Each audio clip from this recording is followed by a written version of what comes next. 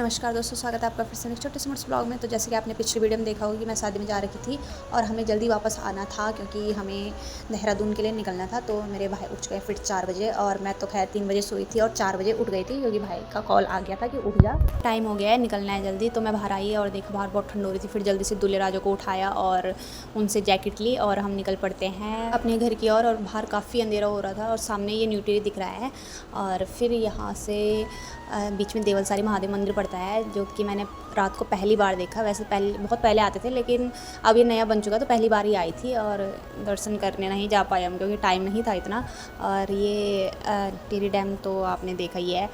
फिर हम पहुंच जाते हैं टिपरी में और टिपरी में हमें थोड़ी थोड़ी रात खुल जाती है और थोड़ा सा ठंड लग रही थी, बहुत ज़्यादा हाथ काँप रहे थे। और जैकेट मेरे पे इतनी फिट आ रही थी, फिट भी क्या मतलब थोड़ा टाइट हो रही थी और छोटी हो रही थी क्योंकि दूल्हे राजा मेरे से काफ़ी छोटे हैं, उम्र में भी, रिश्ते में भी और हाइट में भी छोटे हैं मेरे से बहुत। फिर हम टाइम से अपने अपने घर पहुंच जाते हैं क्योंकि पैकिंग वगैरह करनी थी और हमें जल्दी भी निकलना था क्योंकि हमें नीचे जाके सामान सेट करना था। और मेरे को काफ़ी ठंड लग गई थी क्योंकि एक तो सुबह निकले हम और दूसरा हम बाइक में आए और हालत ख़राब हो गई। मेरे हाथ पैर ऐसे जाम हो गए थे ठंडी की वजह से, ऐसा लग रहा था कि जैसे दिसंबर की ठंड में मैं जा रही हूँ कहीं। और फिर मम्मी ने जल्दी जल्दी नाश्ता बनाया, मैंने नाश्ता किया, तैयारी की और उसके बाद मैं निकल पड़ती हूँ। तो रोड पे आके देखा भैया लोग यहाँ पे लड़ाई कर रहे थे, पता नहीं किस चीज़ का इनका आपस में झगड़ा चल रहा था। मेरे को क्या है, मेरे को बस कैप्चर करना था। फिर हमें हमारी गाड़ी मिल जाती है और हम निकल पड़ते हैं। तो भैया भाभी बैठ जाते पीछे, मेरे को मिल जाती है आगे की सीट। और फिर गाड़ी रुक जाती है आमसेरा में क्योंकि वहाँ पर ड्राइवरों का खाना पीना होता है।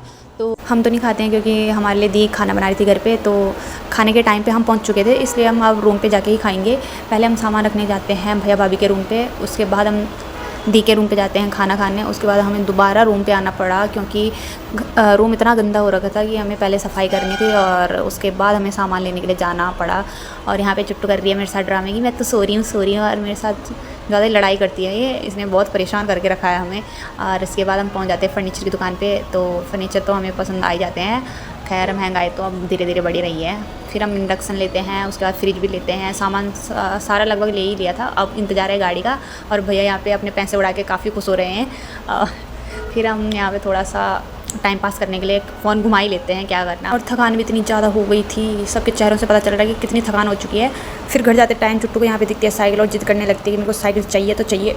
फिर 2800 की साइकिल इसको दिलाते हैं। उसके बाद चुट्टू पार्टी करा देती है, मौसी तेरा बर्थडे भी है और मेरी साइकिल भी आ चुकी है तो आज पार्टी करते हैं। तो रात के 10 बजे भाई साहब हम पार्टी कर रहे हैं। पार्टी ये मैं हूँ, ये मेरे भाई है, ये मेरे भाभी है, ये मेरी दी है, ये हमारी भांजी है और यहाँ हमारी पार्टी हो रही है। ये वाली फीलिंग आ रही थी मेरे को उस टाइम। थकान तो इतनी हो गई थी कि मेरा खाना खाने का भी मन नहीं कर रहा था और आंखें देख के तो साफ साफ पता चला कितनी नींद है मेरी आंखों में यार, कितनी नींद है। अब आप भी सो जाओ।